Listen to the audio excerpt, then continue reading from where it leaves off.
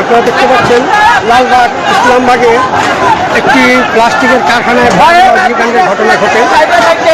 স্থানীয়রা আপনার চেষ্টা চালাচ্ছেন পানির মাধ্যমে আগুনকে নিয়ন্ত্রণ করতে। ময়লা দেখে দেখা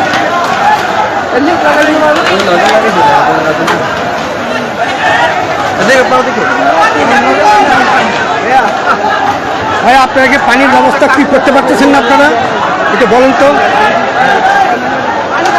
আপনারা দেখতে পাচ্ছেন এলাকাবাসী আপনার নিয়ন্ত্রণ চেষ্টা করতেছেন আগুনকে নিয়ন্ত্রণ করার জন্য। ইসলামবাগ, লালবাগ, ইসলামবাগ, চকবাজার এলাকার অনেক মানুষ এখানে এসেছে আগুন নিয়ন্ত্রণের জন্য, কিন্তু পানি সংকট সরবরাহ এবং পথ সরু থাকায় কোনো দমকল বাহিনীর কোনো গাড়ি ভিতরে প্রবেশ করতে পারছে না।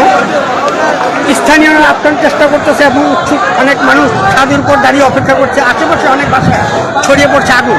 এই আতঙ্কে অনেক বাসা বাড়ি ছেড়ে অন্য জায়গায় অন্যত্র সরে গেছে।